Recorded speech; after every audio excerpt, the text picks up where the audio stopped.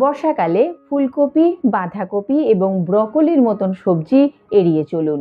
এমনিতে এই সমস্ত সবজি পুষ্টিগুণে ভরপুর, কিন্তু বর্ষাকালটায় এই সমস্ত সবজিগুলি না খাবার চেষ্টা করুন। কেননা এই সব সবজিগুলিতে ময়েশ্চার বা আর্দ্রতার পরিমাণ বর্ষাকালে অনেকটাই বেড়ে যায়।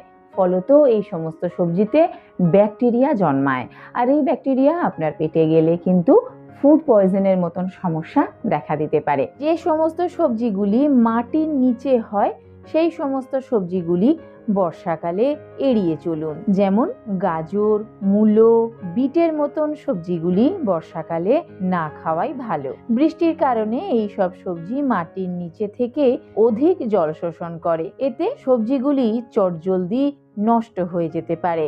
তাই এইসব সবজি কিনলে খুব ভালোভাবে সংরক্ষণ করতে হবে এবং ব্যবহার করার আগে ভালো করে ধুয়ে নিতে হবে, যাতে কোনো রকম রোগের জীবাণু, ব্যাকটেরিয়া ইত্যাদি সবজিটার মধ্যে থেকে না যায়।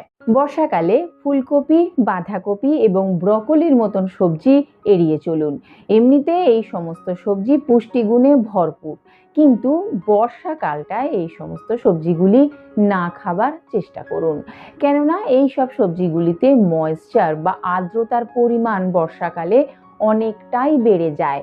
ফলত এই সমস্ত সবজিতে ব্যাকটেরিয়া জন্মায়, আর এই ব্যাকটেরিয়া আপনার পেটে গেলে কিন্তু ফুড পয়জনের মতন সমস্যা দেখা দিতে পারে। যে সমস্ত সবজিগুলি মাটির নিচে হয় সেই সমস্ত সবজিগুলি বর্ষাকালে এড়িয়ে চলুন। যেমন গাজর, মূলো, বিটের মতন সবজিগুলি বর্ষাকালে না খাওয়াই ভালো। বৃষ্টির কারণে এই সব সবজি মাটির নিচে থেকে অধিক জল শোষণ করে, এতে সবজিগুলি চটজলদি নষ্ট হয়ে যেতে পারে। তাই এইসব সবজি কিনলে খুব ভালোভাবে সংরক্ষণ করতে হবে এবং ব্যবহার করার আগে ভালো করে ধুয়ে নিতে হবে, যাতে কোনো রকম রোগের জীবাণু, ব্যাকটেরিয়া ইত্যাদি সবজিটার মধ্যে থেকে না যায়।